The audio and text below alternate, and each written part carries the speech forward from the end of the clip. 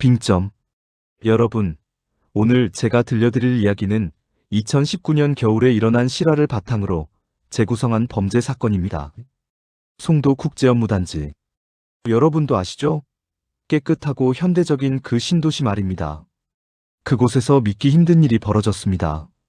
2019년 11월 23일 새벽, 겨울바람이 매섭게 불던 날이었어요. 새벽 5시쯤이었을 겁니다. 송도경찰서에 신고 전화 한 통이 걸려왔어요. 남자 한 명이 건물 옥상 난간에 서 있다는 거였죠. 요즘 같은 세상에 이런 신고 들어오면 경찰이 얼마나 긴장하겠습니까? 한지훈 형사, 42살. 경찰 20년 차 베테랑이죠.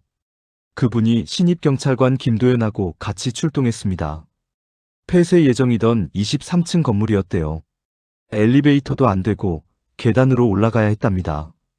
두 사람이 숨을 헐떡이며 옥상 문을 열었어요. 옥상으로 올라가니까 정말로 난간에 한 청년이 서 있더랍니다. 거기 서 계신 분, 천천히 이리로 오세요. 한 형사가 최대한 부드럽게 말했죠.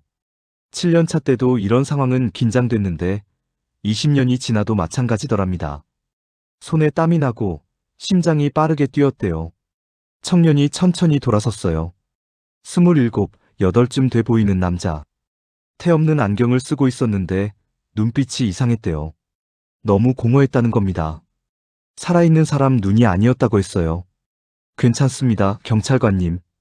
그냥 바람 좀 쐬려고요. 목소리도 너무 담담했대요. 뛰어내리려던 사람 같지 않았다는 거죠. 보통 이런 상황에서는 울거나 떨거나 아니면 흥분해 있거든요. 근데 이 사람은 마치 산책 나온 것처럼 차분했답니다. 한 형사가 조심조심 다가갔습니다. 추운데 올라오셨네요. 아래 가서 얘기하시죠. 따뜻한 차라도 한잔 하시고. 청년이 고개를 끄덕였어요. 순순히 난간에서 내려왔습니다. 이름은 박민준. 29살이었죠. 한 형사가 속으로 이상하다고 생각했대요. 투신하려던 사람치고는 너무 쉽게 내려왔거든요. 보통은 설득하는데 한두 시간씩 걸리는데 말이죠. 가방을 두고 왔는데요. 박민준이 말했어요. 천식약이 들어있어서요. 옥상 어딘가에 있을 거예요. 찾아주실 수 있을까요? 알겠습니다. 어디쯤 뒀는지 기억나세요? 정확히는 저도 잘 모르겠어요. 그냥 어딘가에요. 이상했죠. 약이 급하면 본인이 직접 찾아야 하는 거 아닙니까? 그런데 경찰한테 찾아달라고 하다니. 더구나 어디 뒀는지도 모른다고 하고요. 한 형사가 신입 김도연한테 눈짓했어요. 김도연이 손전등을 들고 옥상을 둘러보기 시작했죠. 옥상이 꽤 넓었답니다. 23층 건물이니까요. 김도연이 천천히 걸으며 손전등을 이리저리 비췄어요. 그런데 말입니다. 옥상 한쪽 구석, 난간에서 한 15m쯤 떨어진 곳에서 김도연이 멈춰 섰어요. 형님. 목소리가 떨리고 있었습니다. 이거 사람 맞죠? 한 형사가 달려갔어요. 손전등을 비췄죠. 바닥에 검은 액체가 얼어붙어 있었습니다. 한겨울이었으니까요. 그 옆에 배낭을 맨 채로 한 여성이 엎드려 있었어요. 상체를 앞으로 숙인 자세였답니다. 가까이 가보니까 목 부위에서 시작된 혈흔이 방사형으로 퍼져 있었어요. 콘크리트 바닥 위로 검은 핏자국이 얼음처럼 굳어 있었죠. 국과수 불러. 지금 당장. 한 형사가 급하게 지시했습니다. 김도연이 떨리는 손으로 무전기를 집어들었어요.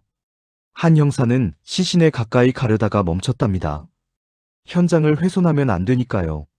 그때였어요. 뒤에서 목소리가 들렸대요. 제 가방 찾으셨어요? 돌아보니까 아까 그 청년 박민준이 서 있었답니다. 거기서 불과 5m 떨어진 곳에요. 이게 중요한 포인트예요. 여러분, 잘 들으세요. 박민준은 시신을 봤습니다. 분명히 봤어요.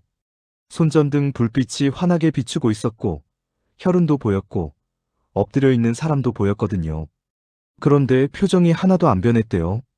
눈 하나 깜짝 안 했다는 겁니다. 놀라지도 않고, 비명 지르지도 않고, 뒤로 물러서지도 않았어요.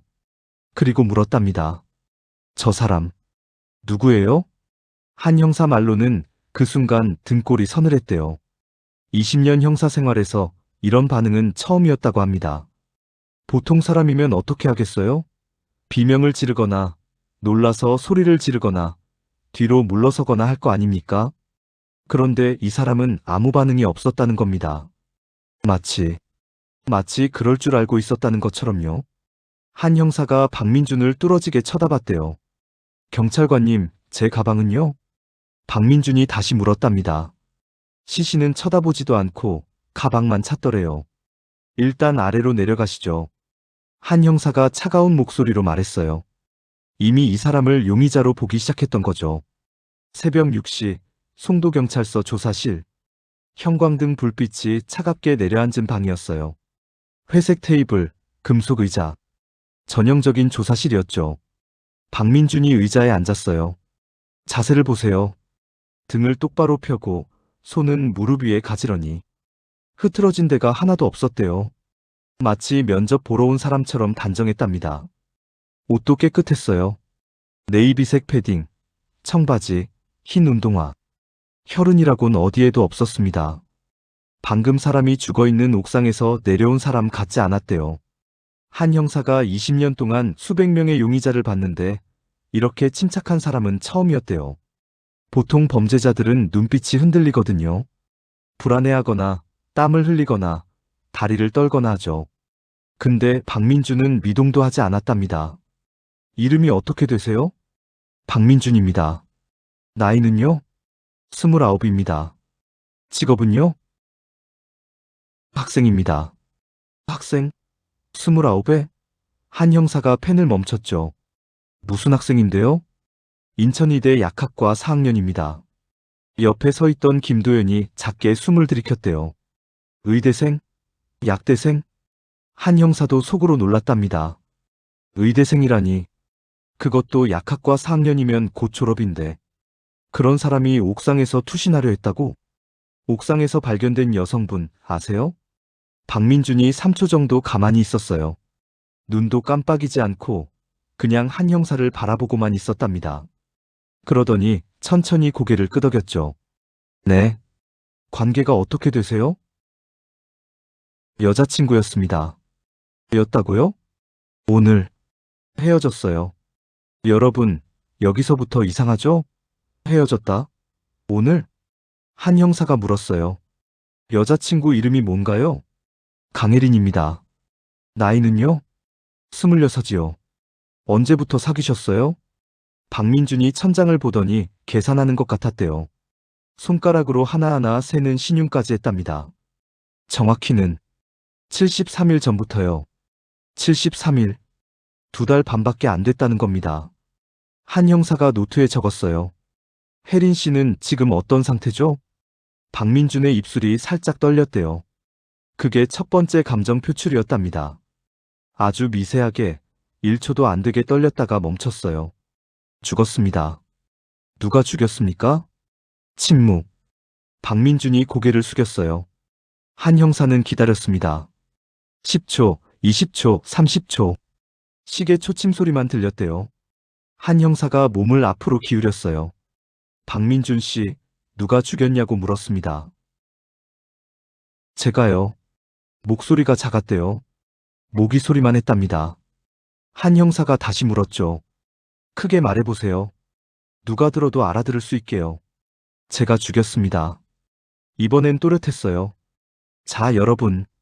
여기서 중요한 겁니다. 박민준을 체포한 게 언제였죠? 새벽 5시 17분. 그리고 지금 자백한 게 5시 24분.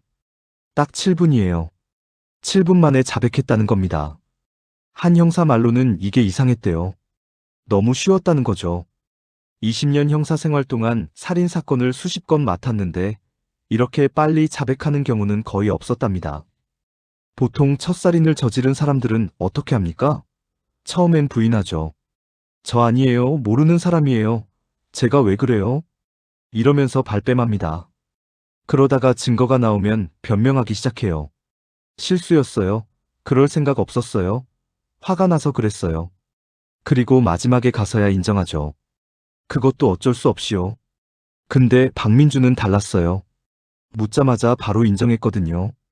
변명도 없고 발뺌도 없고 그냥 담담하게 제가 죽였습니다라고 했답니다.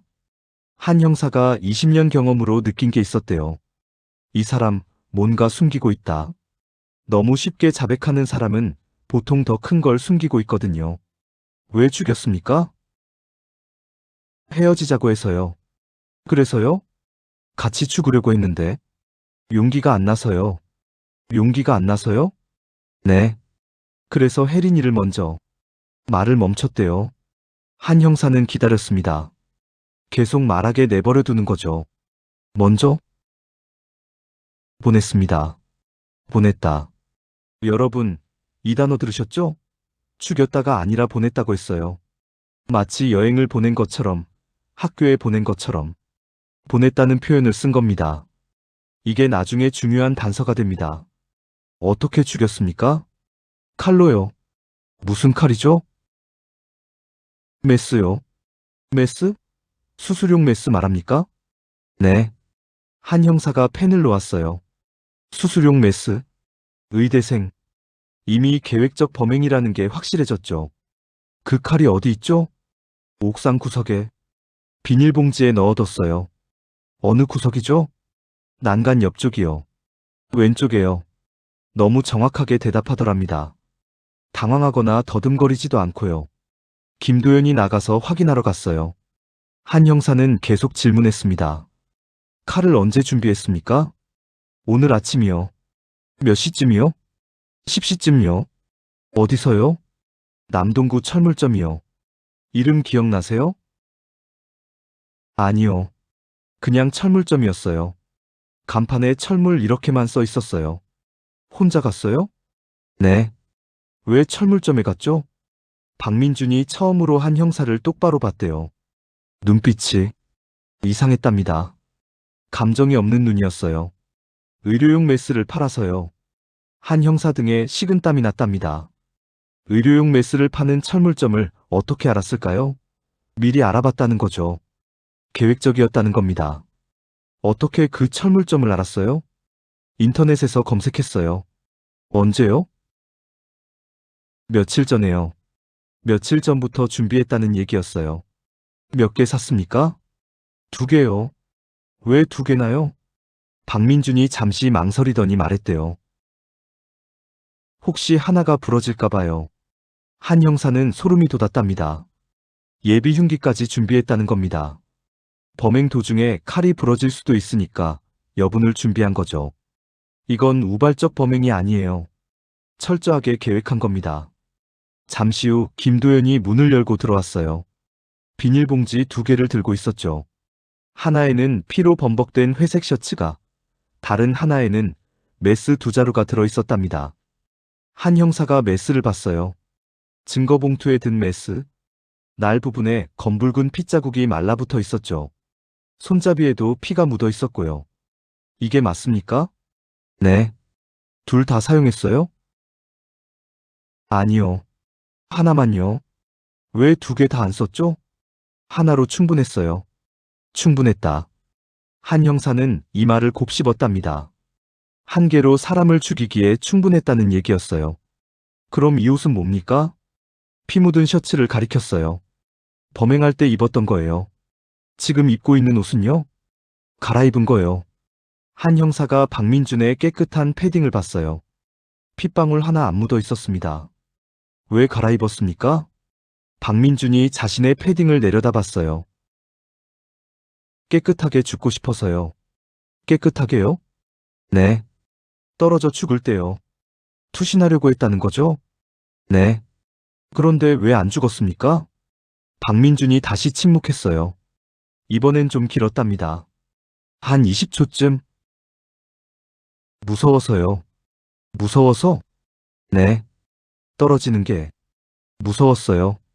한 형사가 코웃음을 쳤어요. 속으로요. 사람은 죽이고 자기는 무서워서 못 죽여.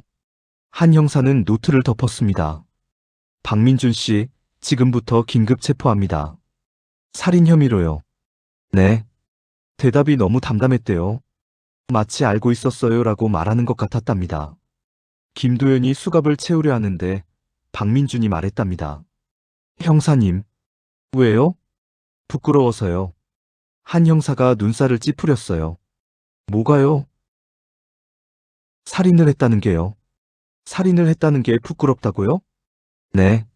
한 형사는 이해할 수 없었답니다. 부끄럽다? 미안하다도 아니고 후회된다도 아니고 부끄럽다? 왜 부끄러운데요? 창피해서요. 제가 이런 일을 저질렀다는 게요. 박민주는 여전히 무표정이었어요. 부끄러워하는 사람 표정이 아니었답니다. 김도연이 수갑을 채웠습니다. 찰칵. 차가운 금속 소리가 조사실에 울렸어요. 유치장으로 모시겠습니다. 박민준이 일어섰어요. 한 형사가 마지막으로 물었습니다. 박민준 씨, 한 가지만 더요. 네. 후회됩니까? 박민준이 잠시 생각하더니 대답했대요. 잘 모르겠어요. 그 말을 끝으로 박민준은 끌려나갔습니다. 조사실에 한 형사 혼자 남았어요. 김도연도 박민준을 데리고 나갔거든요. 한 형사는 의자에 앉아서 생각했답니다. 이 사람 뭔가 이상해. 너무 침착했어요. 너무 계획적이었고요. 그런데 감정이 없었답니다. 죄책감? 없었어요. 후회? 없었어요. 슬픔?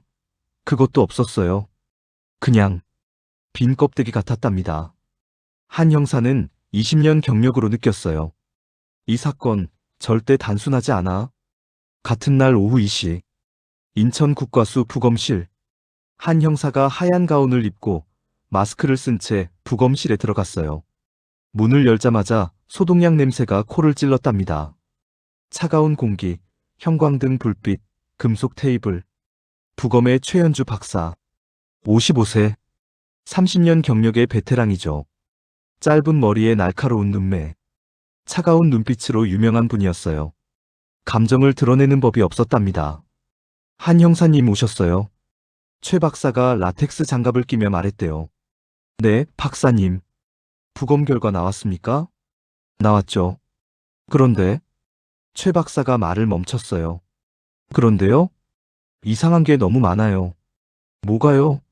최 박사가 한 형사를 부검대 앞으로 데려갔습니다. 강혜린 씨 시신이 흰 천으로 덮여 있었어요. 일단 여기 보세요.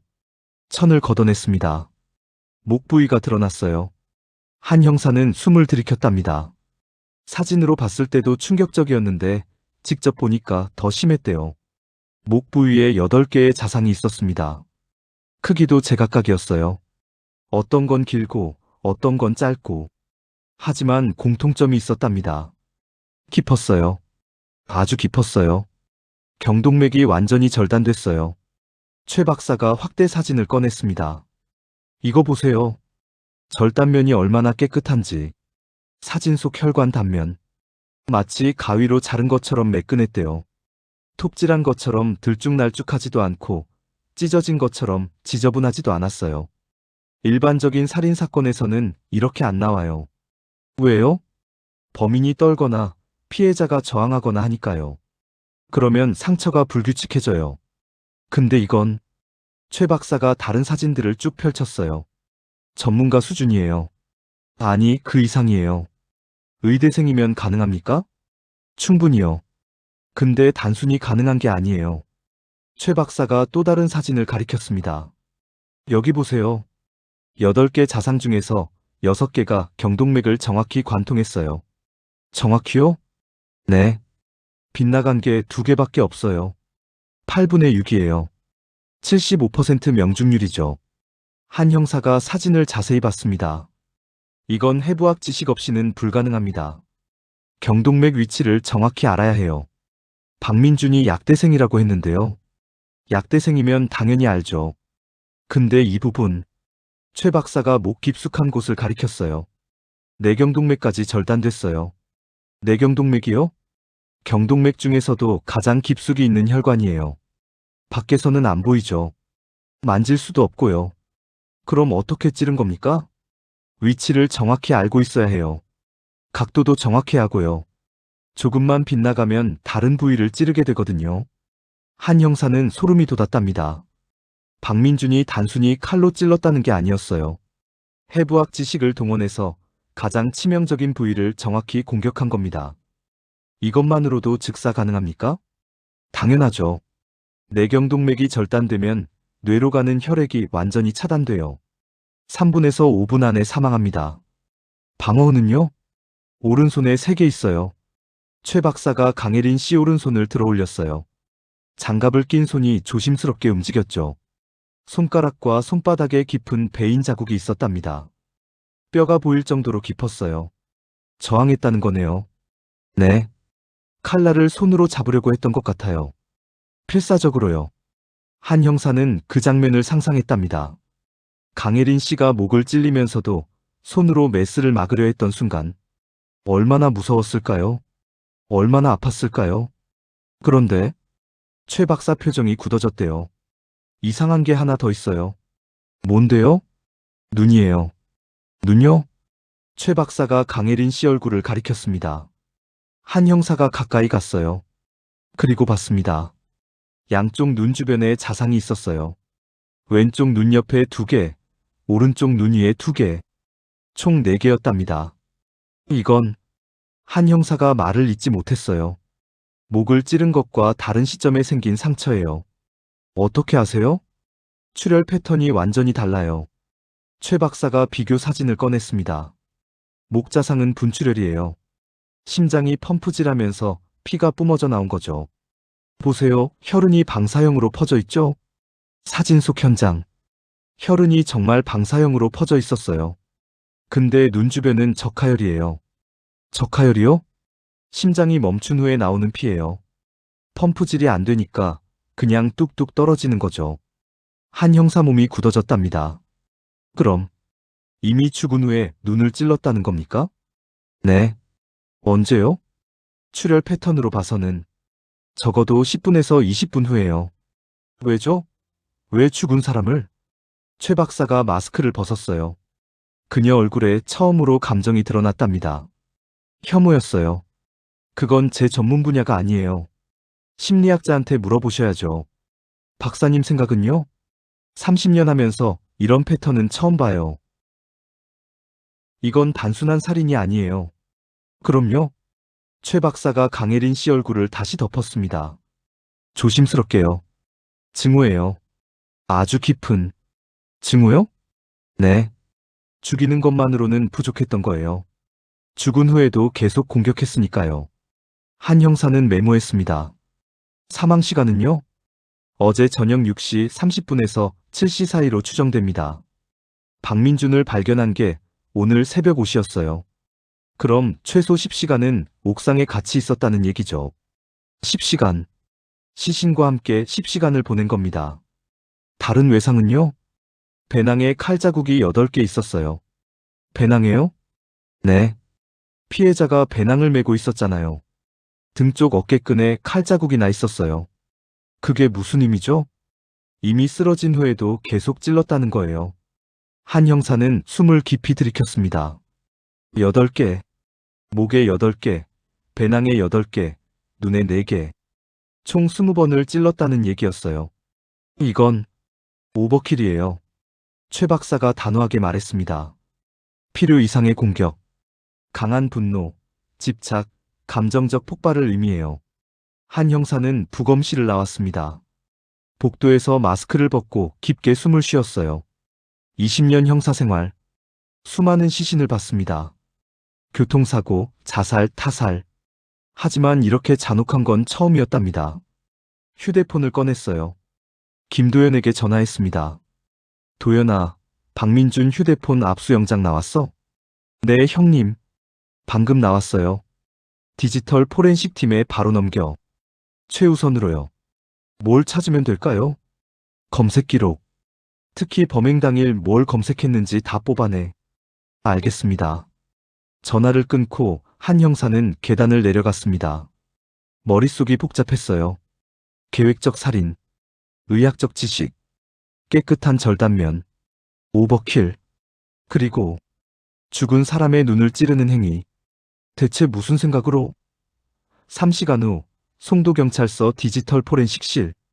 한 형사가 노크도 안 하고 문을 열었어요. 김도연이 노트북 앞에 앉아 있었죠. 나왔어? 네, 형님. 지금 막 나왔어요. 김도연이 흥분한 목소리로 말했습니다. 이거 보세요. 완전히 계획적이었어요. 노트북 화면에 박민준의 휴대폰 검색 기록이 시간순으로 정렬돼 있었답니다. 한 형사가 화면을 봤어요. 11월 23일 오전 9시 47분. 의료용 메스 파는 곳 인천. 남동구 의료기구. 남동구 철물점. 범행 도구를 찾고 있었던 거죠. 오전 10시 15분. 신세계백화점 남동구점. 남동구 지하철역. 철물점 위치를 확인하고 있었던 겁니다. 오전 10시 32분. 경동맥 위치 해부도. 경동맥 절단 출혈량. 목동맥 찌르는 법. 어떻게 죽일지 공부하고 있었어요. 오전 11시 5분. 목 찔렸을 때 사망 시간. 내경동맥 위치. 경동맥 외경동맥 차이. 더 정확하게 죽이는 방법을 연구하고 있었던 겁니다. 한 형사 손가락이 멈췄어요. 여기 봐. 오전 11시 23분. 사형 집행 방법 한국. 살인죄 형량 몇 년. 무기징역 가석방 기간. 징역 30년 실제 복역. 김도연이 말했습니다.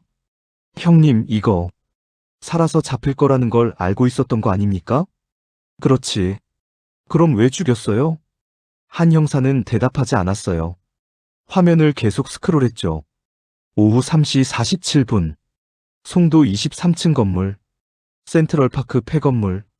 옥상 출입문 잠금. 범행 장소를 물색하고 있었던 겁니다. 오후 4시 52분. 혈흔 제거 방법. 오피 지우는 법. 표백제 혈흔. 증거인멸 방법까지 검색했어요. 그리고 마지막. 오후 5시 17분. 2018년 수능 언어 영역 가장 어려운 지문. 2018년 수능 비문학 지문. 한 형사가 멈췄습니다. 이게 뭐야? 저도 이상하다고 생각했어요. 왜 갑자기 수능 지문을? 범행 약 1시간 전. 강예린 씨를 죽이기 1시간 전에 수능 문제를 검색했다는 겁니다. 뭔가 의미가 있을 거야. 한 형사가 노트에 적었어요. CCTV 분석은? 나왔어요. 김도연이 다른 파일을 열었습니다. 한 형사가 타임라인을 응시했어요. 18분. 옷 갈아입고 난간에서 18분을 배회했다는 겁니다. 그리고 다시 시신에게 돌아갔어요. 최 박사 말 기억하시죠? 10분에서 20분 후에 눈을 찔렀다고요. 딱 18분 후였던 겁니다. 이 새끼가. 한 형사가 주먹을 쥐었대요. 심장이 완전히 멈출 때까지 기다린 거야. 네? 죽은 걸 확인하고 다시 찌른 거라고.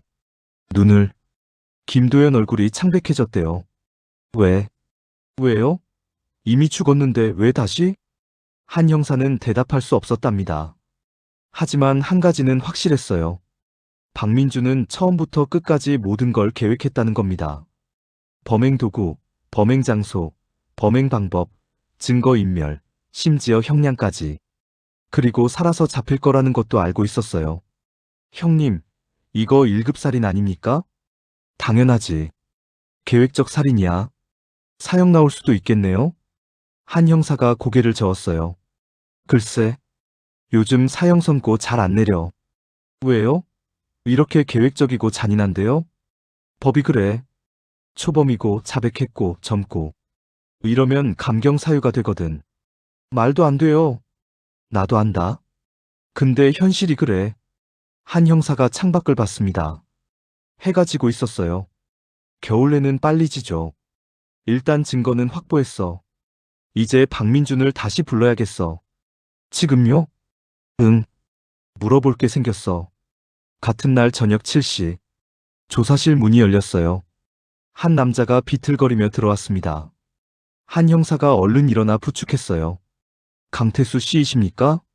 네. 목소리가 갈라져 있었답니다. 강태수 씨. 58세. 제약회사 임원이었죠. 한눈에 봐도 많이 상해 있었어요.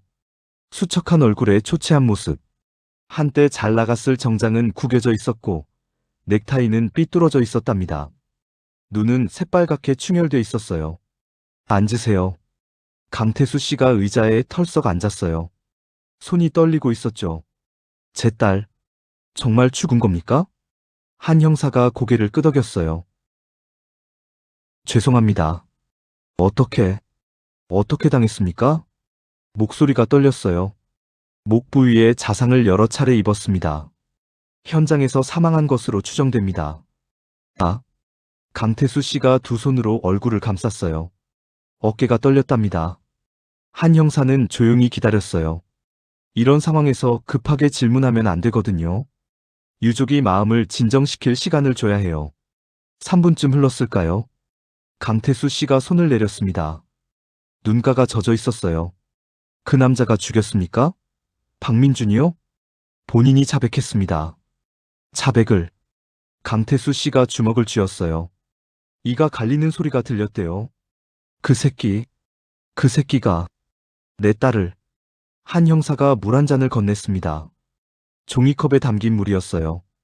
강태수 씨가 물을 마셨는데 손이 너무 떨려서 물이 테이블에 쏟아졌답니다. 반 이상이 쏟아졌어요. 죄송합니다. 제가 괜찮습니다. 천천히 하세요. 한 형사가 휴지로 물을 닦았어요. 제가 몇 가지 여쭤봐도 될까요? 네. 박민준과 따님이 언제부터 교제했는지 아십니까? 2달 좀 넘었을 겁니다. 정확히는요? 73일이요. 박민준이 그렇게 말했대요. 첫 만남부터 날짜를 세고 있었나 봐요. 한 형사가 메모했습니다. 어떻게 만났는지요?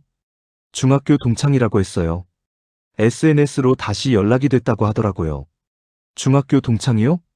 네. 같은 반이었대요. 근데 그때는 별로 친하지 않았대요. 그냥 아는 정도? 그럼 왜 다시 연락했을까요? SNS에서 우연히 봤대요. 그래서 메시지 보냈다고. 한 형사가 고개를 끄덕였어요.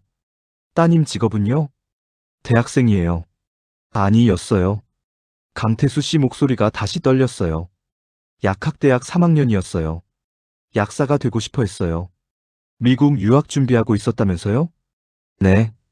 내년에 갈 예정이었어요. 장학금도 받고 다 준비했었는데 혹시 두 사람 사이에 문제가 있었습니까? 강태수 씨가 한 형사를 똑바로 봤대요. 눈에 뭔가 다른 감정이 스쳤답니다. 분노? 아니에요. 슬픔? 그것도 아니에요. 죄책감이었습니다. 형사님. 네. 제가 말렸어야 했어요. 뭘요? 딸이 그 사람 만나는 거요. 처음부터 이상했거든요. 근데 강태수 씨가 고개를 떨궜어요. 믿고 싶었어요. 딸이 행복해 보였으니까. 처음엔 어땠습니까? 좋았어요. 딸이 웃더라고요. 오랜만에 보는 밝은 얼굴이었어요. 강태수 씨가 휴대폰을 꺼냈습니다. 잠금을 풀고 사진첩을 열었어요. 강혜린 씨 사진이었습니다. 환하게 웃고 있는 모습. 카페에서 찍은 셀카였어요. 이게 10월 초에 찍은 거예요. 박민준이랑 처음 만나고 일주일쯤 됐을 때요. 한 형사가 사진을 봤어요. 정말 행복해 보였답니다. 그런데 언제부터 달라졌습니까? 한 달쯤 지나고 나서요. 딸 표정이 어두워지더라고요. 왜요? 강태수 씨가 떨리는 손으로 가방에서 서류 봉투를 꺼냈어요. 형사님 이거 보셔야 할 것 같아서요. 한 형사가 봉투를 받았습니다. 안에서 서류 한 장을 꺼냈죠. 혼인신고서. 한 형사 손이 멈췄답니다. 신고일자 2019년 10월 15일. 신랑 박민준 1990년생. 신부 강혜린 1993년생. 이게 한 형사가 강태수 씨를 봤어요. 강태수 씨는 고개를 떨구고 있었답니다. 제 딸이 그 남자랑 혼인신고를 했습니다. 언제요? 한 달 전이요. 10월 15일.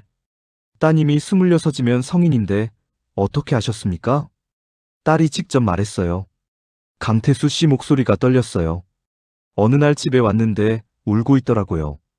무슨 일이냐고 물었더니 뭐라고 했습니까? 엄마한테 먼저 말했어요. 방에 들어가서 둘이서만요. 한참 있다가 와이프가 나오더니 저보고 들어가 보래요. 그래서요? 딸이 울면서 말했어요. 아빠, 나 결혼했어. 그러는 거예요. 한 형사가 펜을 놓았어요. 뭐라고 하셨습니까? 처음엔 농담인 줄 알았죠. 무슨 소리야. 네가 언제 남자친구가 생겼다고. 그랬더니 혼인신고서를 보여주더라고요. 강태수 씨가 혼인신고서를 가리켰습니다. 이걸요? 그때 진짜 눈앞이 캄캄했어요. 교제한 지 얼마나 됐죠? 73일. 2달 반이에요. 그런데 40일 만에, 만난 지 40일 만에 혼인신고를 한 겁니다. 한 형사가 물었어요. 따님은 왜 동의했습니까? 강태수 씨가 눈물을 닦았어요. 저도 물어봤어요. 너 정신 나갔냐? 왜 그랬냐? 그랬더니, 뭐래요? 거절할 수 없었어. 오빠가 너무 간절하게 부탁했어. 라고 하더라고요. 간절하게요? 네. 너 없으면 못 산다. 증표가 필요하다. 사랑하니까 해달라. 이렇게 계속 말했대요. 한 형사가 메모했습니다. 따님은 원했습니까? 아니요. 딸도 이상하다고 생각했대요. 그런데 왜요? 무서웠대요. 무서웠다고요? 강태수 씨가 고개를 끄덕였어요. 거절하면 어떻게 될지 몰라서 그냥 했대요. 박민준이 너무 집요했대요. 한 형사는 노트에 적었습니다. 혼인신고 과정은 어땠습니까? 그것도 이상했어요. 강태수 씨가 휴대폰을 꺼냈습니다. 메시지를 보여줬어요. 박민준이 강혜린에게 보낸 메시지. 10월 10일 밤 11시 47분. 혜린아, 생각해봤는데 우리 혼인신고하자. 왜? 너 유학 가잖아. 거기서 다른 남자 만날 수도 있고. 오빠, 나 그런 거 아니야. 알아. 근데 불안해. 사랑의 증표로 하자. 응? 근데 부모님은 나중에 말하면 돼. 유학 가면서 등기 처리할 때 꼭 너가 직접 해. 부모님 참여 절대 안 됨. 알았지? 한 형사가 화면을 봤어요. 부모님 참여 절대 안 됨. 왜일까요? 왜 부모를 철저히 배제했을까요? 계속 스크롤을 내렸습니다. 10월 11일 새벽 2시 13분. 주민등록 등본 절대 부모님 못 뽑게 하기. 혼인신고 사실 들키면 안 돼. 유학 준비로 서류 챙기다 보면 들킬 수 있으니까. 서류도 꼭 네가 직접 챙겨. 자기 주민등록 못 뽑게 하기. 이거만 지켜주면 안전해. 한 형사가 휴대폰을 내려놓았습니다. 이건 계획적이에요. 부모가 알면 방해할 걸 알고 있었던 겁니다. 그래서 철저히 숨긴 거죠. 따님은 이상하다고 생각 안 했습니까? 했죠. 근데 박민준이 계속 유학 가면 헤어질 수도 있으니까 안전장치가 필요하다고 했대요. 안전장치요? 네. 법적으로 부부가 되면 안 헤어진다고 생각한 것 같아요. 한 형사는 끄덕였습니다. 강태수 씨는 어떻게 하셨습니까? 반대했죠. 당연히. 강태수 씨 목소리가 커졌어요. 8번 만나고 무슨 혼인신고입니까? 이건 말이 안 되잖아요. 8번이요? 네. 딸한테 물어봤어요. 몇 번이나 만났냐고. 그랬더니 8번이래요. 8번. 8번 만나고 결혼한 겁니다. 일반적이지 않잖아요, 형사님. 그렇습니다. 부모 개입 절대 안 된다는 것도 이상하고, 주민등록 등본도 못 뽑게 하고, 뭔가 숨기는 게 분명했어요. 그래서요? 혼인무효 소송을 준비했습니다. 한 형사가 펜을 들었어요. 언제요? 11월 초부터요. 변호사도 알아봤고, 서류도 준비했어요. 박민주는 알았습니까? 네. 강태수 씨가 고개를 떨궜어요. 딸이 박민준한테 말했어요. 왜요? 솔직하게 얘기하는 게 맞다고 생각했나 봐요. 부모님이 소송 준비하신대. 우리 혼인무효하자. 이렇게 말했대요. 박민준 반응은요? 폭발했답니다. 한 형사가 메모를 멈췄어요. 폭발이요? 네. 전화로 2시간 동안 소리 지르고 욕하고 강태수 씨 눈에서 눈물이 흘러내렸답니다. 딸이 너무 무서웠대요. 배신자, 거짓말쟁이, 너 때문에 내 인생 망쳤다. 이런 말을 계속 반복했대요. 그래서요? 그날 밤 강태수 씨가 흐느꼈어요. 딸이 손목을 긋고 말았어요. 한 형사펜이 종이에 찍혔어요. 자해를요? 네. 강태수 씨가 두 손으로 얼굴을 감쌌습니다. 어깨가 떨렸어요. 한 형사는 기다렸습니다. 이런 얘기를 하는 게 얼마나 힘든지 알거든요. 1분쯤 지나서 강태수 씨가 얼굴을 들었어요. 다행히 깊지 않았어요. 근데 힘줄이 손상돼서 수술이 필요했어요. 어느 병원이었습니까? 인천의료원이요. 11월 15일이었습니다. 한 형사가 날짜를 적었어요. 사건 8일 전이었죠. 그런데 강태수 씨 목소리가 다시 떨렸어요. 수술하려면 보호자가 필요했어요. 24시간 상주 보호자요. 네. 수술 동의서에 법적 보호자 서명이 필요했는데 한 형사는 이미 알았답니다. 박민준이 법적 배우자였군요. 네. 강태수 씨가 주먹으로 테이블을 쳤어요. 쾅. 제가 그 새끼한테 전화했어요. 뭐라고 하셨습니까? 딸이 다쳤다. 수술해야 한다. 와달라. 그랬죠.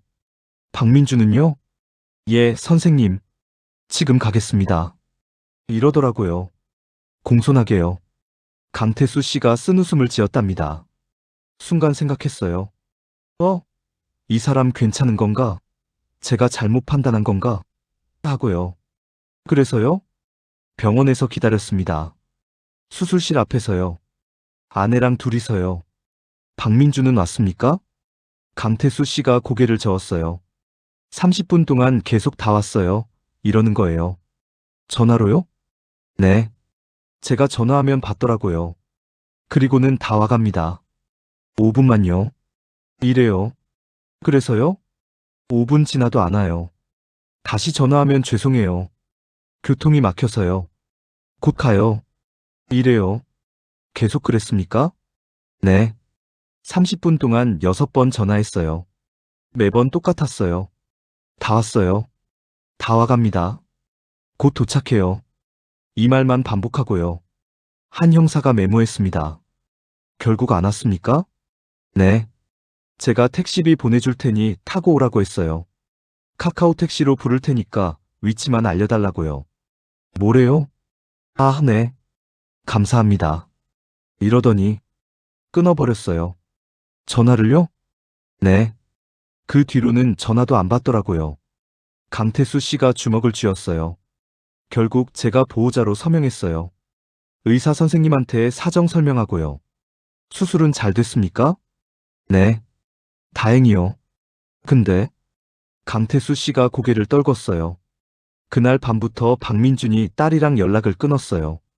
연락을요? 네.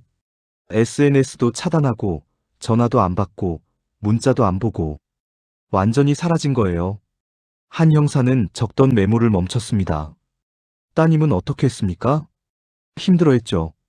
강태수 씨 목소리가 작아졌어요. 울고 전화하고 메시지 보내고. 근데 다 무시당했어요. 얼마나요? 일주일이요. 딱 일주일 동안 연락이 안 됐어요. 그 후에는요? 수술 후에 딸이 정신을 차린 것 같았어요. 어떡해요? 아빠, 엄마 미안해요. 내가 잘못 생각했어. 소송하자. 이렇게 말하더라고요. 강태수 씨가 다른 서류를 꺼냈어요. 혼인무효소송 준비 서류였죠. 11월 20일에 변호사 사무실 방문 예약을 했어요. 딸이랑 같이요. 한 형사가 날짜를 확인했습니다. 사건 3일 전이었어요. 그런데 그날 밤에요? 강태수 씨가 휴대폰을 다시 꺼냈어요. 박민준한테서 연락이 왔어요. 메시지를 보여줬습니다. 박민준이 강혜린에게 보낸 메시지. 11월 20일 밤 11시 32분. 혜린아, 나 진짜 죽으려고 했어. 뭐? 너 없으면 못 살겠더라. 죄책감에 미칠 것 같아. 오빠, 한 번만 만나자. 마지막으로. 그리고 네가 원하면 소송해. 나도 동의할게. 한 형사가 화면을 응시했어요. 따님은 믿었습니까? 강태수 씨가 고개를 끄덕였습니다. 그날 밤 집을 나갔어요. 박민준을 만나러요. 말리지 않으셨습니까? 말렸죠. 강태수 씨가 소리쳤어요. 막았어요. 가지 마라. 그 사람 이상하다. 위험할 수도 있다. 그랬어요. 그런데요? 딸이 그러더라고요. 강태수 씨 목소리가 떨렸어요.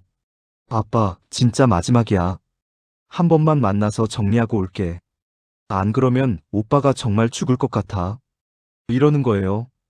그래서요? 저는, 저는 강태수 씨가 울기 시작했어요. 보냈어요. 딸을 보냈어요. 조심해라. 사람 많은 데서 만나라. 늦으면 전화해라.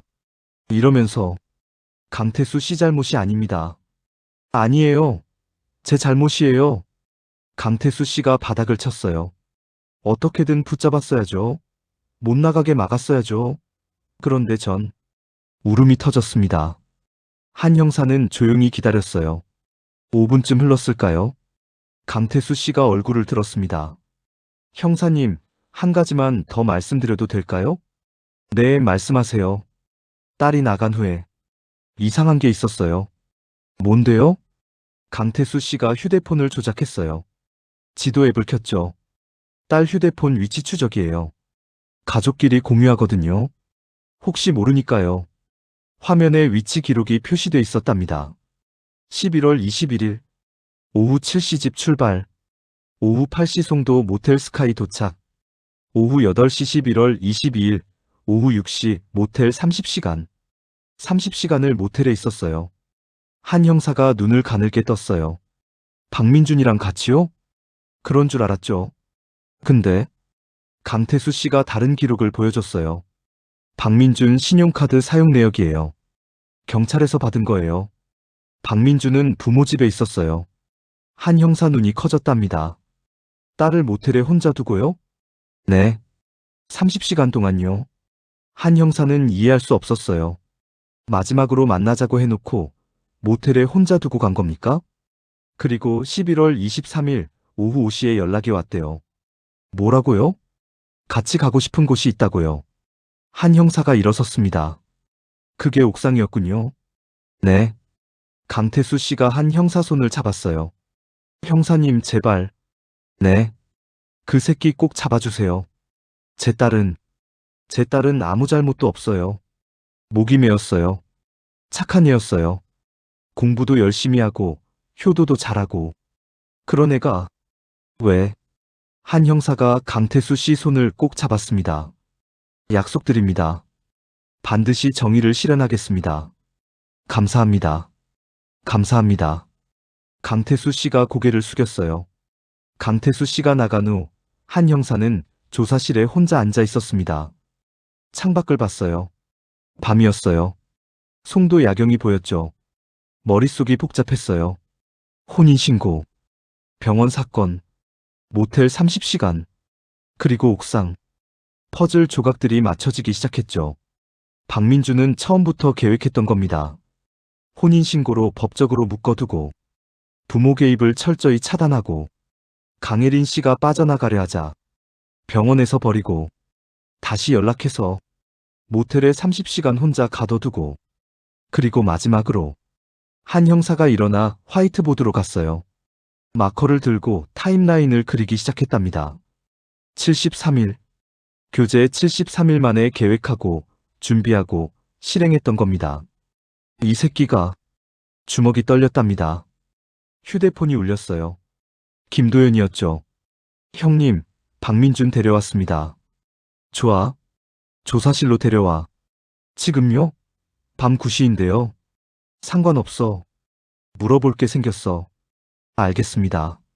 한 형사는 화이트보드를 보며 생각했어요. 이제 본격적으로 캐야겠군. 밤 9시 30분, 조사실. 박민준이 다시 들어왔어요. 유치장 옷을 입고 있었죠. 회색 상하이. 수갑은 이미 풀린 상태였고요. 여전히 무표정이었어요. 피곤해 보이지도 않았답니다. 한 형사가 의자를 가리켰어요. 앉으세요. 박민준이 앉았습니다. 자세가 흐트러지지 않았어요. 여전히 등을 똑바로, 손은 무릎 위에 가지런히. 한 형사는 그를 한참 쳐다봤답니다. 박민준 씨. 네. 오늘 아침에 거짓말했죠? 박민준 눈빛이 흔들렸어요. 아주 미세하게요. 무슨 말씀이신지. 단순히 헤어지자고 해서 죽인 게 아니잖아요. 침묵. 한 형사가 서류를 펼쳤습니다. 혼인신고서였죠. 이게 뭡니까? 박민준이 서류를 봤어요. 턱이 미세하게 떨렸답니다. 혼인신고서요. 왜 했습니까? 사랑해서요.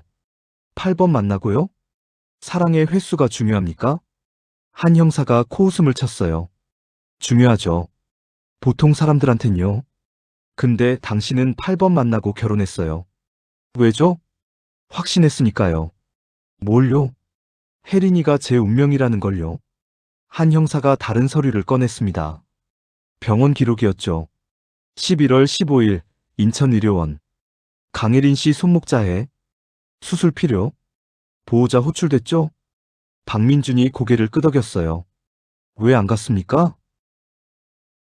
가려고 했어요. 30분 동안 다 왔다고 하고선 안 갔잖아요. 박민준이 입술을 깨물었답니다. 무서웠어요. 뭐가요? 혜린이 부모님이요. 저한테 화내실 것 같아서요. 한 형사가 테이블을 쳤어요. 쾅. 거짓말. 박민준이 움찔했답니다. 장인어른은 공손하게 부탁했어요. 와달라고. 딸이 다쳤다고. 그런데 당신은 도망갔어요. 30분 동안 거짓말하고. 왜죠? 침묵. 왜냐면 한 형사가 몸을 앞으로 기울였습니다. 혜린 씨가 부모님께 혼인 사실을 말했으니까. 당신 계획이 망가졌으니까. 화났으니까요. 박민준 눈빛이 변했대요. 공허함이 사라지고 뭔가 다른 게 스쳤답니다. 분노였어요. 계획이요? 박민준이 처음으로 감정이 실린 목소리로 말했대요. 전 그냥 사랑했을 뿐인데 왜 다들 계획이라고 하는 거죠? 사랑하는 사람을 모텔에 30시간 혼자 두고 갑니까? 박민준이 입을 다물었어요. 한 형사가 위치 기록을 보여줬습니다. 11월 21일부터 22일까지 혜린 씨는 송도 모텔에 있었어요. 혼자요. 30시간 동안. 당신은 부모 집에 있었고요. 제가 정리할 게 있었어요. 뭘요? 생각이요. 혜린이랑 미래 계획을요. 한 형사가 냉소했답니다. 미래 계획. 그 미래 계획이 뭐였죠? 박민준이 대답하지 않았어요. 한 형사가 휴대폰 검색 기록을 꺼냈습니다. 11월 23일 오전 의료용 메스를 검색했죠? 네. 경동맥 위치도 검색했고요? 네. 출혈량, 사망 시간도 검색했어요. 박민준이 고개를 숙였습니다. 그리고 이건 뭡니까? 한 형사가 검색 기록을 가리켰어요. 오전 11시 23분 사형 집행 방법 한국. 왜 사형을 검색했죠? 그냥요? 그냥? 사람 죽이기 3시간 전에 사형을 그냥 검색해요? 형량도 검색하고 가석방도 검색했잖아요. 당신 살아서 잡힐 거 알고 있었죠? 침묵. 한 형사가 마지막 기록을 보여줬습니다. 오후 5시 17분 2018년 수능 언어 영역 가장 어려운 지문. 이건 또 뭡니까? 왜 죽이기 1시간 전에 수능 지문을 검색했어요? 박민준 얼굴이 굳어졌대요. 말해보세요. 왜 수능 문제를 검색했죠? 혜린이한테 문제를 내려고요. 한 형사 눈이 커졌어요. 문제를요? 네. 평소에도 그랬어요. 제가 약대생이니까 어려운 문제 내주면 혜린이가 풀고요. 왜 그런 짓을 했죠? 박민준이 한 형사를 똑바로 봤대요. 눈에 뭔가 이상한 빛이 있었답니다. 공부를 시켜줘야죠. 혜린이 미국 유학하잖아요. 준비시켜야죠. 한 형사는 믿을 수 없다는 표정을 지었어요. 그래서 죽이기 전에 수능 문제를 냈다고요? 옥상에서요? 네. 어떻게 했는데요? 자세히 말해보세요. 박민준이 천천히 말했답니다. 편의점에서 소주랑 음료수를 샀어요. 그리고 옥상에 올라갔죠. 같이요? 네. 혜린이랑 나란히 앉았어요. 소주 한 잔씩 마시고요. 그 다음은요? 핸드폰을 꺼냈어요. 2018년 수능 언어 영역 지문을 보여줬죠. 어떤 거요? 가장 어려웠던 거요. 철학 지문이었어요. 혜린 씨한테 뭐라고 했어요? 이거 문단별로 읽고 해석해봐. 미국 가면 이것보다 어려운 거 읽어야 해. 이렇게 말했어요. 혜린 씨는요? 읽었어요. 소리내서요. 그리고요? 못 풀었어요. 해석을 못하더라고요. 그래서요? 박민준 목소리가 낮아졌어요. 머리채를 잡았어요. 한 형사 숨이 멎었답니다. 뒤로 젖히고 왼쪽 목을. 박민준이 말을 멈췄어요. 계속하세요. 찔렀습니다. 조사실이 조용해졌답니다. 한 형사는 박민준을 바라봤어요. 이 남자는 사랑하는 사람에게 문제를 내고 못 풀자 죽였던 겁니다. 박민준 씨. 네. 당신 정말 혜린 씨 사랑했어요? 박민준이 고개를 끄덕였습니다. 네. 너무 사랑했어요. 사랑하는 사람한테 시험을 보고 못 풀면 죽입니까? 사랑했기 때문에 그런 거예요. 한 형사가 주먹을 쥐었어요. 무슨 개소리예요? 형사님은 몰라요. 박민준 목소리가 차가워졌답니다. 완벽한 미래가 무너지는 게 얼마나 고통스러운지요. 또 미래 얘기네요. 대체 무슨 미래를 상상한 겁니까? 박민준이 눈을 감았어요. 그리고 마치 꿈을 이야기하듯 말하기 시작했답니다. 혜린이가 미국 가서 약사돼요. 연봉이 15만 달러 정도 될 거예요. 5년 모으면 저축이 5억 정도 돼요. 거기에 장인어른이 5억 지원해 주시면요. 한 형사가 끼어들었어요. 강태수 씨는 그런 약속 한 적 없다는데요. 박민준 표정이 흔들렸어요. 나중에 하실 거예요. 제가 잘하면요. 뭐라고요? 제가 딸을 잘 돌보고 성실하게 살면 장인어른이 인정해 주실 거예요. 한 형사는 깨달았답니다. 이 남자는 완전히 미쳤구나. 현실과 환상을 구분하지 못하고 있구나. 박민준 씨, 당신이 사랑한 건 강혜린이 아니에요. 뭐라고요? 당신 자신의 환상이에요. 머릿속으로 만든 완벽한 미래요. 박민준이 고개를 저었어요. 아니에요. 저는 혜린 씨가 그 환상을 거부하니까 화났죠. 그래서 죽인 거예요. 박민준이 울기 시작했답니다. 아니에요. 아니라고요. 저는 정말 사랑했어요. 한 형사가 일어섰어요. 됐습니다. 데려가세요. 경찰관이 들어와서 박민준을 일으켰어요. 박민준이 끌려가면서도 계속 중얼거렸답니다. 사랑했어요. 정말로. 조사실에 한 형사 혼자 남았습니다. 창밖을 봤어요. 눈이 내리기 시작했어요. 첫눈이었답니다. 한 형사는 생각했어요. 73일 만에 이런 일이. 교제 73일. 혼인신고 40일. 그리고 살인. 모든 게 계획적이었어요. 하지만 박민준은 끝까지 사랑이었다고 말했죠. 한 형사는 알았답니다. 이 사건 절대 쉽지 않을 거라는 걸. 다음 날 아침 10시 송도경찰서 증거보관실. 한지훈 형사가 들어갔어요. 김도연이 비닐봉투 하나를 들고 서 있었죠. 이게 그 노트예요? 네, 형님. 박민준 방 책상 서랍 맨 아래에서 나왔어요. 검은색 양장 노트였답니다. 표지에 아무 글씨도 없었어요. 한 형사가 라텍스 장갑을 끼고 노트를 펼쳤습니다. 첫 페이지. 나의 완벽한 10년 계획. 빼곡하게 적혀 있었어요. 필체도 단정했답니다. 한 글자 한 글자 정성스럽게 쓴 거죠. 한 형사가 소리내어 읽기 시작했습니다. 김도연이 말했어요. 형님, 정말 미친 거 아닙니까? 이게 다 혼자 상상한 거잖아요. 계속 읽어봐. 한 형사가 고개를 저었어요. 이게 다 혼자 상상한 거라는 거죠? 강태수 씨는 단 한 번도 이런 얘기 한 적 없다는데. 뒤에 더 있어요. 김도연이 페이지를 넘겼습니다. 잠깐, 여기 날짜별 일기도 있네. 뒷부분을 펼쳐 읽고는 노트를 덮었습니다. 손이 떨렸어요. 이 사람, 정말로 환자예요. 김도연이 말했어요. 형님, 이거 정신감정 의뢰해야 하는 거 아닙니까? 해야지. 근데 김도연 씨. 네? 정신이 온전하지 않았다는 게 증명되면 어떻게 되는지 알아? 형량이 줄어들죠? 한 형사가 고개를 끄덕였습니다. 극도의 스트레스, 정신병리학적 특성, 망상. 이런 거 다 감경 사유가 돼요. 김도연 얼굴이 굳어졌어요. 그럼 이 노트가 오히려 박민준한테 유리한 증거가 된다는 겁니까? 그럴 수도 있지. 법이란 게 그래. 말도 안 돼요. 나도 안다. 근데 우리가 할 수 있는 건 증거 확보뿐이야. 판단은 법원이 하는 거고. 한 형사가 노트를 증거봉투에 넣었습니다. 일단 이건 검찰에 넘기고 우리는 박민준 과거를 더 파야 해. 어디부터요? 학교.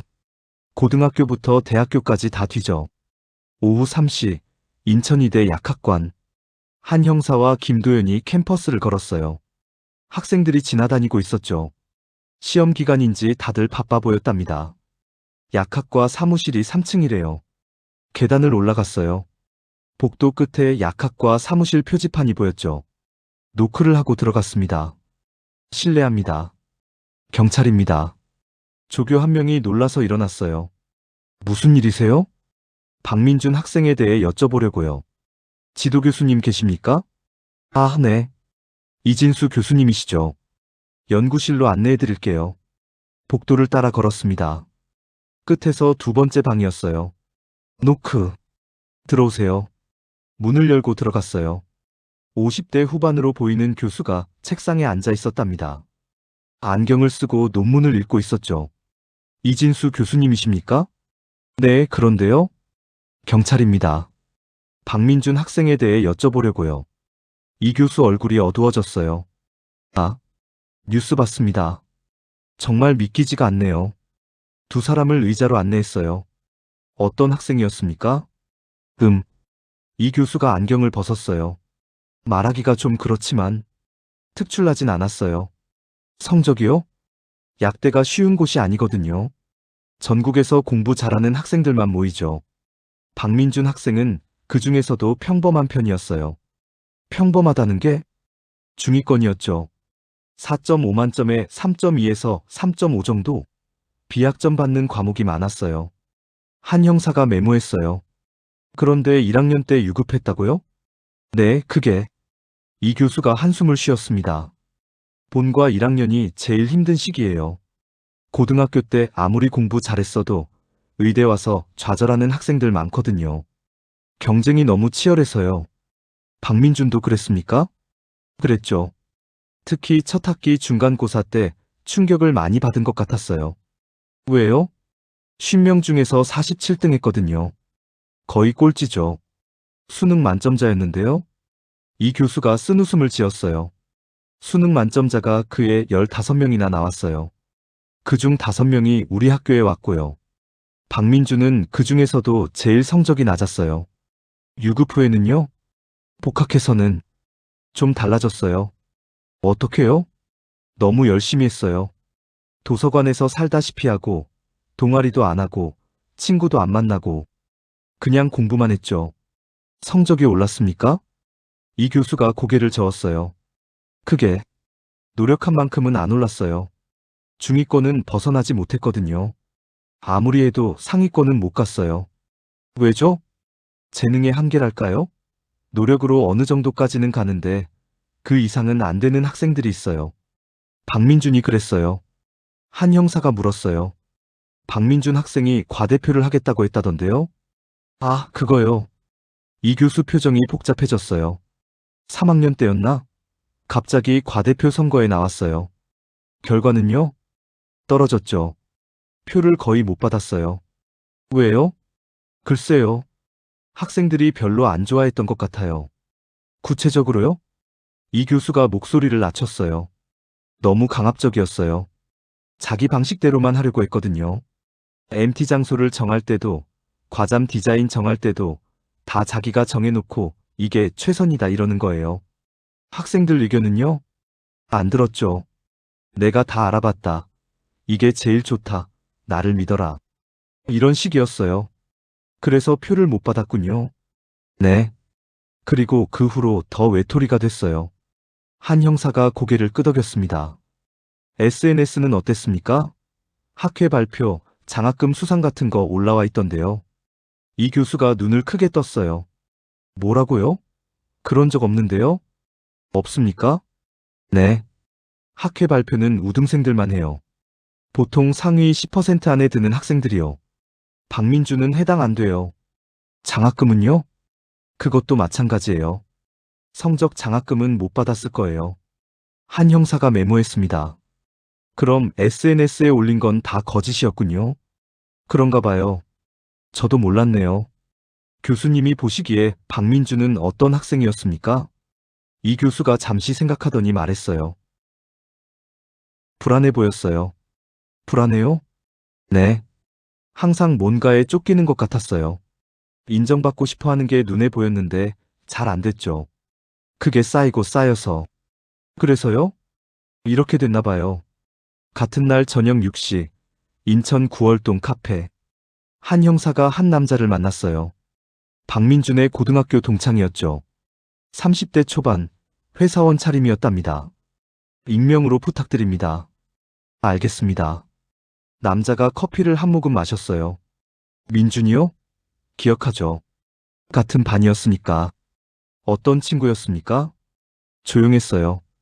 친구도 별로 없었고요. 쉬는 시간에도 혼자 책 보고. 공부는요? 잘했어요. 근데 최상위권은 아니었어요. 우리 학교에서 탑 10 정도? 재수에서 전국 1등 했잖아요. 남자가 고개를 끄덕였어요. 그게 좀 신기했죠. 고3 때는 그 정도는 아니었거든요. 재수 때 갑자기 확 올랐어요. 어떻게 그럴 수 있죠? 독하게 한 것 같아요. 재수학원 같이 다닌 애들 말 들어보니까 진짜 미친 듯이 공부했대요. 아침 6시부터 밤 12시까지? 그렇게 해서 전국 1등을 한 거군요. 근데요, 남자가 목소리를 낮췄어요. 그의 수능이 좀 쉬웠어요. 만점자가 15명이나 나왔거든요. 15명이요? 네. 그러니까 민준이만 특별히 잘한 건 아니었던 거죠. 운도 좋았던 거예요. 한 형사가 메모했습니다. 졸업 후에 연락한 적 있습니까? SNS로 한두 번 있었어요. 근데 이상했어요. 뭐가요? 자기가 엄청 잘 나가는 것처럼 올리더라고요. 학회 발표했다, 상 받았다, 교환학생 갔다. 근데 다른 의대생 친구들한테 물어보니까 그런 거 없대요. 허위로 올린 거군요. 네. 그래서 좀 안쓰럽더라고요. 안쓰럽다고요? 남자가 한숨을 쉬었어요. 민준이가 고등학교 때부터 그랬거든요. 뭔가 특별해지고 싶어 하는 게 보였어요. 근데 실력은 나쁘지 않은데 뛰어나진 않은? 그 정도였죠. 그게 스트레스였겠네요. 그랬을 거예요. 특히 의대 가서는 더 했을 거예요. 거기는 다들 잘하는 애들만 모여 있으니까. 한 형사가 물었어요.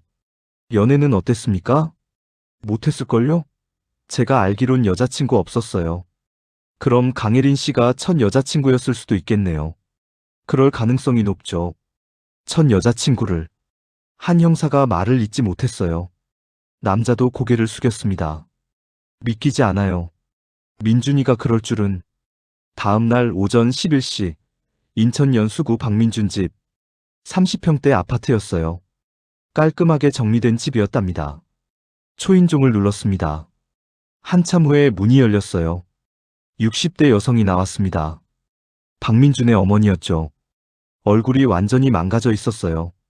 눈이 퉁퉁 부었고 머리는 헝클어져 있었답니다. 경찰입니다. 들어오세요. 작은 목소리였어요. 거실로 들어갔습니다. 소파에 앉았죠. 커피 드릴까요? 괜찮습니다. 앉으세요. 박민준 어머니가 맞은편에 앉았어요. 손이 떨리고 있었답니다.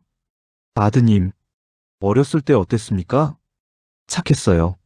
목소리가 떨렸어요. 말 잘 듣고 공부도 열심히 하고 동생도 잘 챙기고요. 동생이 있습니까?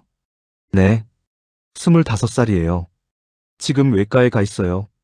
너무 충격받아서. 한 형사가 고개를 끄덕였습니다. 아드님이 언제부터 달라졌습니까? 박민준 어머니가 한 형사를 봤어요. 아시는군요. 네. 의대 들어가고 나서요. 1학년 때. 유급하고 나서요? 네. 박민준 어머니가 눈물을 닦았어요. 저희 남편이 좀 엄격해요. 공부에 대해서는 특히요. 의대 갔으면 1등 해야지. 유급이 뭐냐 그랬거든요. 아드님 반응은요? 아무 말 안 했어요. 그냥 방에 들어가서 문 닫고. 그 후로 집에도 잘 안 왔어요. 언제부터 이상한 행동을 보였습니까?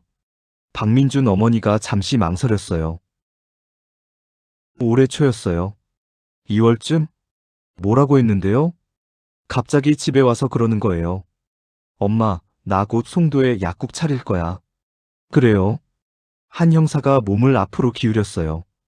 계속하세요. 장인어른이 돈 대주신대. 5억 받아서 송도에 약국 열 거야. 이러는 거예요. 그때가 2월이면. 네, 강혜린 씨 만나기 2달 전이에요. 한 형사 등에 식은땀이 났어요.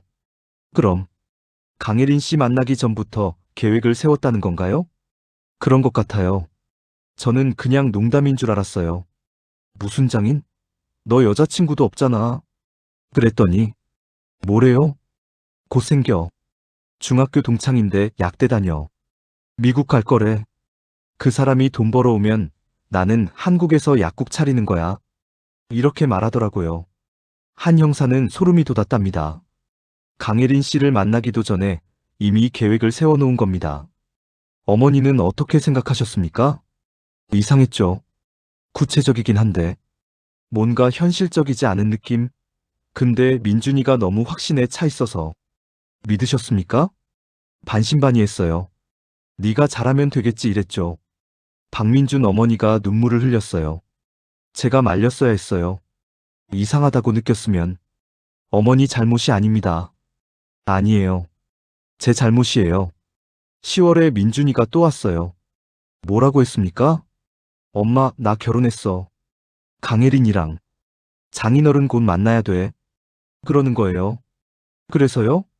너무 놀라서 언제? 누구랑? 했더니 10월 15일. 혼인신고했어. 중학교 동창이야. 그러더라고요. 어떻게 하셨습니까? 물어봤죠. 장인어른이 정말 약국 차려주신대? 그랬더니 박민준 어머니가 고개를 저었어요. 아직은 아니야. 근데 곧 그러실 거야.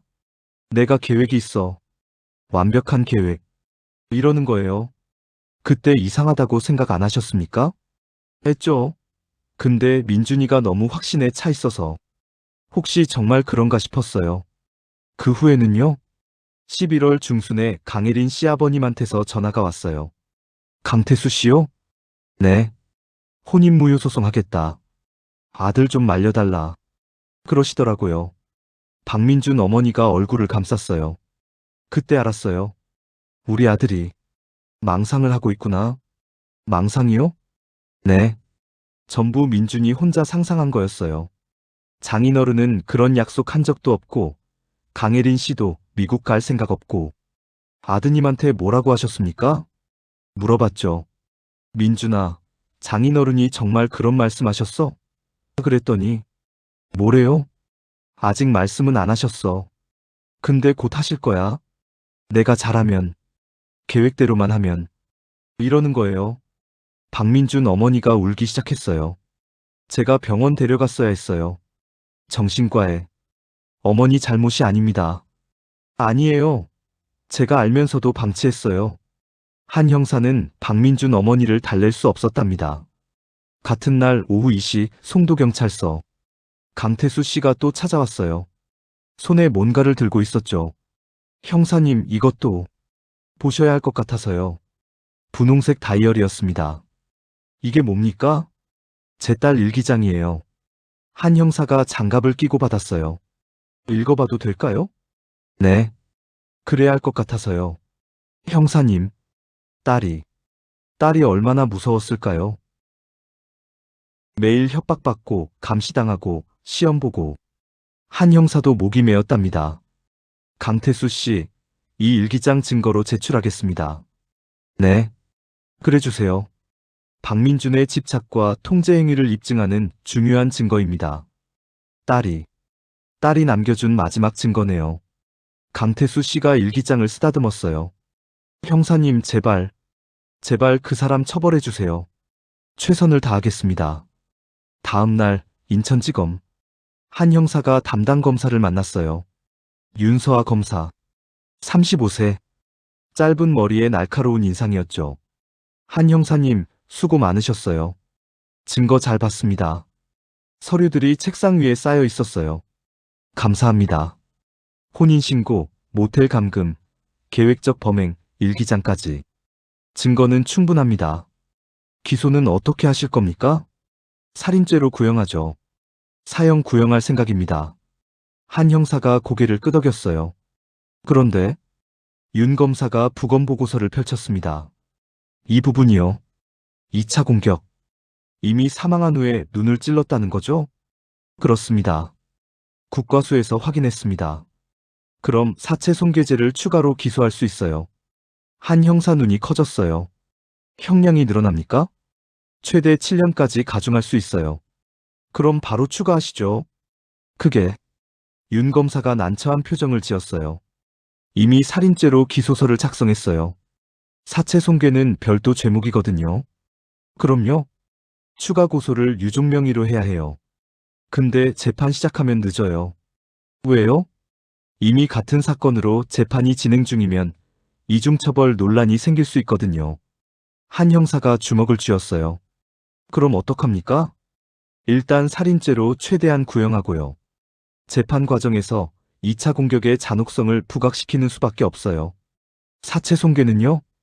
재판 끝나고 추가 고소를 시도해 볼게요. 근데 쉽지 않을 겁니다. 한 형사는 한숨을 쉬었어요. 검사님, 솔직히 물어봐도 될까요? 네. 이거 사형 나올까요? 윤 검사가 잠시 침묵했습니다. 잘 모르겠어요. 네. 최근 판례가 그래요. 사형 선고가 거의 없어요. 특히 초범이고 자백했고 젊으면. 박민준이 반성합니까? 겉으로는 하죠. 윤 검사가 파일을 꺼냈어요. 벌써 반성문 쓰기 시작했어요. 매일요? 뭐라고 쓰는데요? 박민준 반성문 1. 저는 제가 한 일을 깊이 반성합니다. 제가 세상에서 가장 좋아하는 것은 가족이 웃는 행복한 일상입니다. 제가 가장 싫어하는 것은 가족의 고통과 슬픔입니다. 엄마 아빠는 저 때문에 계속 우실 것이고 동생도 상처받을 것입니다. 죄송합니다. 한 형사가 읽고 얼굴을 찌푸렸어요. 이게 무슨 반성문입니까? 피해자나 유족에 대한 사과는 한마디도 없잖아요. 맞아요. 전부 자기 가족 얘기만 하죠. 이게 반성이에요? 재판부는 이걸 반성의 증거로 볼 수도 있어요. 말도 안 돼요. 저도 압니다. 근데 법이 그래요. 윤 검사가 한숨을 쉬었어요. 그리고 한 가지 더 문제가 있어요. 뭔데요? 박민준이 자살 시도를 했대요. 언제요? 이틀 전. 구치소에서요. 손목을 그스르고 했대요. 한 형사가 비웃었어요. 연기겠죠. 그렇겠죠. 근데 이것도 감경 사유가 돼요. 자살 시도가요? 네. 극도의 죄책감, 정신적 고통 이런 식으로요. 한 형사가 주먹으로 책상을 쳤어요. 법이 왜 이 모양입니까? 제가 하고 싶은 말이 그 말이에요. 2020년 3월 15일 인천지방법원. 대법정은 사람들로 가득 찼어요. 기자들, 방청객들, 시민들. 강태수 씨와 부인이 첫 줄에 앉아 있었답니다. 두 사람 모두 검은 옷을 입고 있었어요. 피고인 입장하십시오. 문이 열렸어요. 박민준이 들어왔습니다. 수갑을 차고 고개를 숙인 채. 강태수 씨가 주먹을 쥐었어요. 부인이 그의 손을 잡았답니다. 재판장이 서류를 펼쳤습니다. 피고인 박민준, 2019년 11월 23일 피해자 강혜린을 살해한 혐의로 기소되었습니다. 맞습니까? 네. 박민준의 목소리가 작았어요. 검사, 기소유지 진술하십시오. 윤서아 검사가 일어섰습니다. 피고인은 피해자와 교제 40일 만에 혼인신고를 강요했습니다. 피해자가 이별을 요구하자 계획적으로 살인을 준비했습니다. 범행 당일 의료용 메스 2개를 구매했고 경동맥 위치를 검색했습니다. 피해자를 옥상으로 유인해 수능 문제를 풀게 한 후 목을 찔러 살해했습니다. 범행 후 옷을 갈아입고 18분간 대기한 후 이미 사망한 피해자의 얼굴을 다시 공격했습니다. 이는 극도로 계획적이고 잔혹한 살인입니다. 검찰은 피고인에게 사형을 구형합니다. 방청석이 술렁였어요. 재판장이 방망이를 두드렸습니다. 조용히 하십시오. 변호인, 반론하십시오. 박민준의 변호인 60대 남성이 일어섰어요. 재판장님, 피고인은 극도의 정신적 고통 속에 있었습니다. 의대생으로서의 압박감, 연인과의 이별 위기, 유급의 트라우마. 이 모든 것이 피고인을 심리적 궁지로 몰아넣었습니다. 정신감정 결과 피고인의 불안장애와 망상 증세가 확인되었습니다. 피고인은 현재 깊이 반성하고 있으며 매일 반성문을 작성하고 있습니다. 또한 자살 시도까지 할 정도로 죄책감에 시달리고 있습니다. 관용을 부탁드립니다. 강태수 씨가 벌떡 일어났어요. 재판장님, 제 딸은 아무 잘못도 없습니다. 방청객은 조용히 하십시오. 저 사람이 일방적으로 집착하고 죽인 겁니다. 사형을 선고해 주십시오. 강태수 씨, 앉으십시오.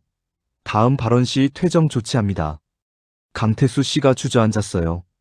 부인이 그를 안았답니다. 재판은 계속됐습니다. 법정이 조용했어요. 모두가 숨을 죽이고 있었답니다. 재판장이 판결문을 들었어요. 피고인 박민준에 대한 판결을 선고합니다. 피고인은 피해자에게 일방적으로 집착했고 계획적으로 살인을 준비했습니다. 범행 수법이 잔혹했고 범행 후 증거인멸을 시도했습니다. 하지만 재판장이 잠시 멈췄어요. 피고인은 초범이고 자백했으며 반성하고 있습니다. 정신감정 결과 불안장애와 망상 증세가 확인되었고 피고인이 범행 무렵 극도의 정신적 압박 상태에 있었던 것으로 보입니다. 또한 피고인의 사회 복귀 후 기여 가능성도 고려했습니다. 강태수 씨 얼굴이 창백해졌어요. 따라서 피고인 박민준에게 징역 22년을 선고합니다. 탕! 뭐라고요? 강태수 씨가 소리쳤어요. 22년이요? 사형 구형했는데 22년이라고요. 퇴정 조치합니다. 경위들이 강태수 씨를 끌어냈어요. 이게 무슨 정의입니까? 이게 무슨 정의냐고요? 복도까지 울려 퍼지는 목소리. 윤 검사가 고개를 떨궜어요. 한 형사가 주먹을 쥐었습니다. 박민준은 무표정이었어요. 법정 밖. 한 형사가 윤 검사와 강태수 씨를 만났어요. 검사님, 항소하시죠? 당연합니다. 이건 너무 가벼워요. 강태수 씨가 주저앉았어요. 22년. 만 29세니까 51세에 나와요. 강태수 씨, 항소심에서 형량 올리겠습니다. 제 딸은 영원히 26살인데 4개월 후 2020년 7월 23일 서울고등법원 항소심. 윤 검사가 추가 증거를 제출했습니다. 혜린 씨 일기장입니다. 피고인의 지속적인 집착과 통제가 확인됩니다. 친구들 증언도 있습니다. 피고인의 스토킹 행위가 입증됩니다. 또한 2차 공격, 즉 사망 후 안구 훼손은 단순 확인이 아닌 시체 훼손입니다. 의대생인 피고인이 사망 여부를 몰랐다는 주장은 거짓말입니다. 형량을 상향 조정해야 합니다. 변호인이 반박했어요. 피고인은 진심으로 반성하고 있습니다. 반성문 100통을 제출했습니다. 윤 검사가 끼어들었습니다. 재판장님, 반성문을 모두 검토해 보십시오. 피해자 이름이 단 한 번도 나오지 않습니다. 전부 자신의 가족 얘기뿐입니다. 재판정이 술렁였어요. 3주 후 항소심 선고. 원심을 파기합니다. 피고인의 범행은 매우 계획적이고 잔혹합니다. 피고인 박민준에게 징역 26년을 선고합니다. 전자발찌 부착 청구는 기각합니다. 강태수 씨가 무너졌어요. 4년. 겨우 4년. 전자발찌도 안 채운다고요. 법정 밖. 강태수 씨가 벽에 기댔어요. 형사님, 26년이면 55세예요. 상고하시죠. 됩니까? 해봐야죠. 강태수 씨가 하늘을 올려다봤습니다. 제 딸은 26살에 죽었어요. 근데 저 사람은 55살까지 살아요. 이게 정의입니까? 한 형사는 대답할 수 없었어요. 눈이 내리기 시작했습니다. 겨울이 다시 왔습니다. 2021년 3월 18일 서울 서초동 대법원 마지막 재판이었습니다. 한지훈 형사, 윤서아 검사, 강태수 씨 모두 법정에 앉아 있었어요. 박민준도 들어왔습니다. 1년 반 만이었죠. 얼굴이 좀 수척해졌지만 여전히 무표정이었어요.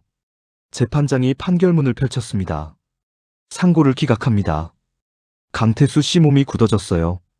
원심 판결을 확정합니다. 피고인 박민준, 징역 30년 및 보호관찰 5년을 선고합니다. 탕! 방망이 소리가 울렸습니다. 30년. 4년이 더 늘었어요. 하지만 30년. 강태수 씨가 중얼거렸습니다. 30년이면 59살. 박민준은 59세에 출소하는 겁니다. 강혜린 씨는 영원히 26세인데 법정 밖. 강태수 씨가 주저앉았어요. 부인이 그를 안았습니다. 여보, 이제 그만. 안 돼. 사체 손괴죄는 어떻게 된 거야?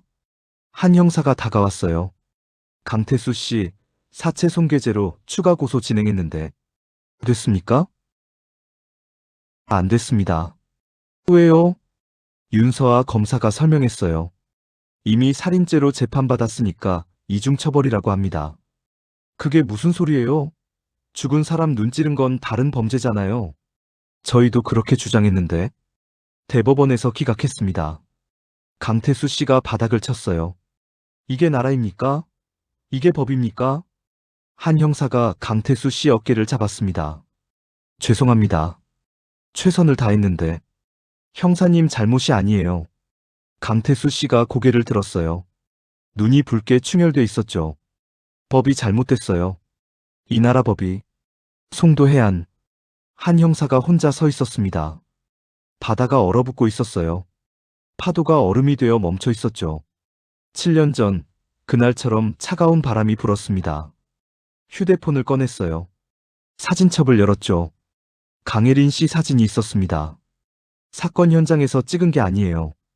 강태수 씨가 준 사진이었죠. 환하게 웃고 있는 혜린 씨. 26살. 약사가 되고 싶었던 젊은 여성. 혜린 씨. 한 형사가 중얼거렸습니다. 죄송합니다. 제대로 된 처벌을 못 받게 해서요. 바람이 더 세게 불었어요. 20년 형사했는데 이렇게 무력한 건 처음이에요. 한 형사가 하늘을 올려다봤습니다. 법이 당신을 지켜주지 못했어요. 유가족들도 지켜주지 못했고요. 눈이 내리기 시작했습니다. 하얀 눈이 검은 바다 위로 떨어졌어요. 어떤 범죄자는 끝까지 변하지 않아요. 한 형사가 눈을 감았습니다. 어떤 상처는 영원히 아물지 않고요. 그리고 어떤 정의는 끝내 이루어지지 않아요. 눈이 더 많이 내렸습니다. 한 형사가 눈을 떴어요. 하지만 그가 주머니에서 수첩을 꺼냈습니다. 형사 수첩이었죠. 첫 페이지를 펼쳤어요. 거기에 적혀 있었습니다. 강혜린 1993-2019. 잊지 않겠습니다. 당신을 기억하는 사람들이 있어요. 당신 아버지, 어머니, 당신 친구들, 그리고 저.